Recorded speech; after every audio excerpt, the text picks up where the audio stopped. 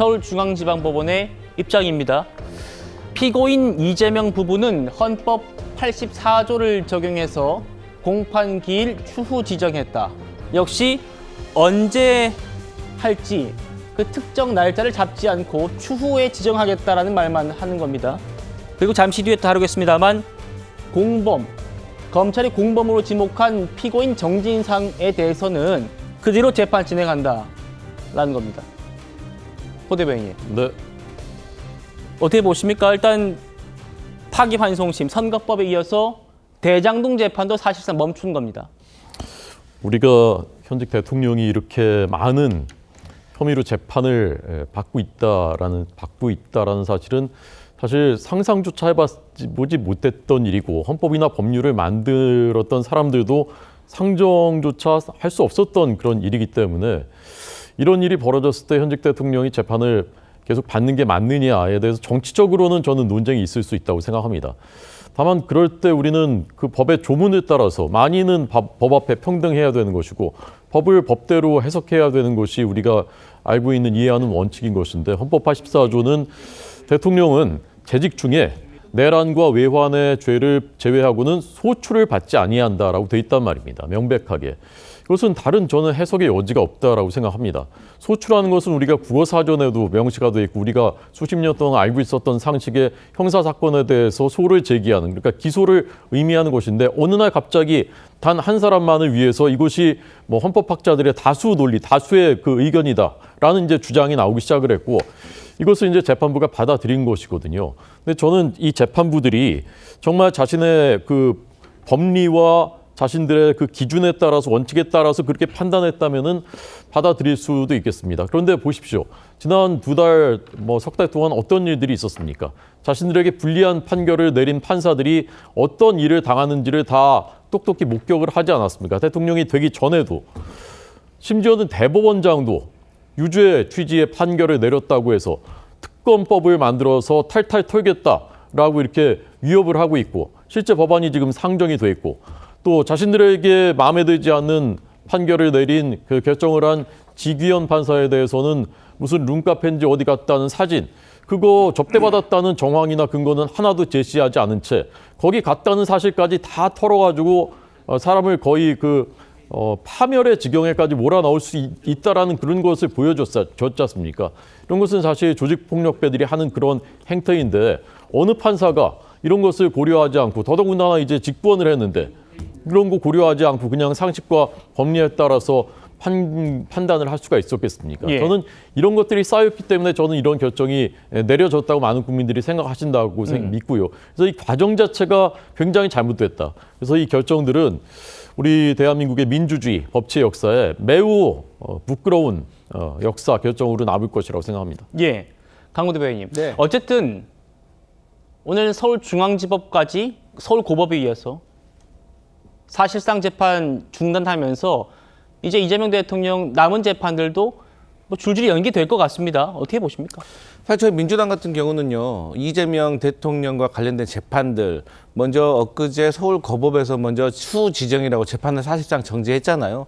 이런 반가운 소식이 있었기는 하지만 그럼에도 불구하고 저희는 그 형사소송법 306조 개정을 통해 가지고 확실하게 대통령의 임기 도중에는 재판을 정지할 수 있도록 법적으로 보완을 하려고 준비를 하고 있습니다.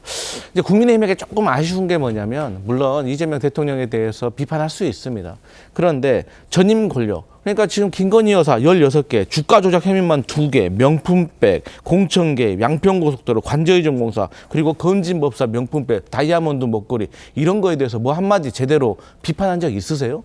그런 것도 못 하시면서 이재명 대통령은 대통령이 되기 전에 있었던 일 아니겠습니까? 근데 거의 대부분의 김건희 여사는 재임 시절에 있었던 일이에요. 그때는 말 한마디 못 하시다가 이렇게 공격하시는 거에 조금 서운함을 느끼고 그럼에도 불구하고 여당으로서 여기에 대해서는 국민들께 송구한 마음이 있습니다. 왜? 국민들 중에서는 그 이재명 대통령과 관련된 재판에 대해서 당연히 정지해야 된다라고 생각하시는 분들도 있지만 그렇지 않게 생각하시는 분들도 있거든요. 그렇지만 여기에 대해서 이재명 대통령이 국정 운영을 잘 함으로써 기대에 어긋나지 않게 할 의무가 있다 이렇게 생각합니다. 알겠습니다. 구자령 변호사님. 오늘 서울중앙지법의 이 판단은 지난 선거법 서울고법과 다른 점이 있습니다. 바로 아래 여기 부분입니다. 선거법 같은 경우에는 이재명 대통령 혼자 받는 혐의인 거고, 이 대장동 사건 같은 경우에는 공범들이 많이 있어요. 그러니까 검찰이 지목한 공범들. 그래서 법원에서 이 재판 전체를 멈출 건지 아니면 이재명 대통령 부분만 멈출 건지 이게 또 쟁점이었는데 서울중앙지방법원은 대통령만 빠집니다. 그래서 법조계에서는 아니 어쨌든 핵심 피고인인데 핵심 피고인 한 명이 빠지면 이게 뭔가 실체적 진실이 규명되겠느냐 하는 얘기들도 있더라고요. 변호사로서 어떻게 보십니까? 근데 사실 공범관계의 사건은 분리돼서 진행되는 경우들도 있습니다. 왜냐하면 예를 들어서 공범 중에 한 명이 외국으로 도망간 경우에 국내에서 잡힌 공범에 대해서는 사건이 진행이 돼요. 그리고 정말 이거를 결론 내리기에 부족하다라고 하면 그때 가서 멈추는데 대체로는 수사 기록상으로 유무죄에 대한 판단을 할 수 있습니다.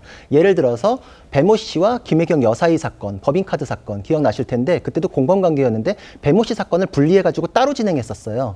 그리고 결론이 났죠. 그리고 이제 그 사건의 결론을 보고 김혜경 여사에 대한 사건이 따로 진행돼가지고 2심까지 유죄가 났던 거. 그러니까 결국은 공범에 대해서는 정지할 근거가 없습니다. 그렇기 때문에 이재명 대통령에 대해서는 84조의 해석 논란이라는 거를 뭐 어떻게 근거로 끌고 와가지고 뭐 멈추네 어쩌네 이렇게 할 수도 있을 텐데 정진상이라는 사람은 그냥 자연인, 국민의 한 사람이라 가지고 기소돼 있으면 재판을 받아야 되고 거기에서 퍼즐은 맞춰가고 정말 그 퍼즐이 안 맞아가지고 마지막에 정진상에 대해서도 유무죄를 낼 수 없다라고 할 경우에는 그때 가서 이제 멈추거나 좀 기다리거나 이럴 수는 있겠죠. 그러나 네.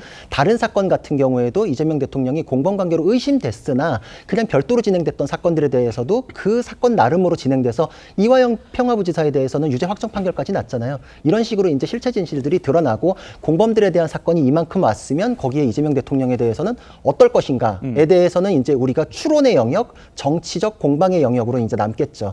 그리고 이 부분에 대해서 비판하는 이유를 조금 더 설명을 하자면 네. 아까 강 부대변인님께서 말씀하셨을 때 김건희 여사에 대해서 뭐 한마디 말이라도 했냐. 그런데 한마디 말 여러 마디를 했죠. 저만 하더라도 작년에 포토라인 세우고 수사해야 된다. 그러지 않으면 이 의혹 못 털고 정권에 부담이 된다는 얘기를 여러 차례 했었어요. 예. 그러니까 이런 내부적인 목소리가 있었음에도 불구하고 지금 이거를 비판할 수 있는 이유가 뭐냐면 김건희 여사에 대한 거는 시스템상으로 가동하자라는 얘기도 나왔었고 그것 때문에 법을 바꾸진 않았거든요.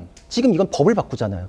그러니까 지금 법을 바꾸는 거에 대한 논란이 벌어지는 것이다. 그냥 우리는 법대로 가자라는 예. 얘기를 하는 것이니까 차이가 거기서 발생한다라는 말을 추가적으로 말씀드립니다. 알겠습니다.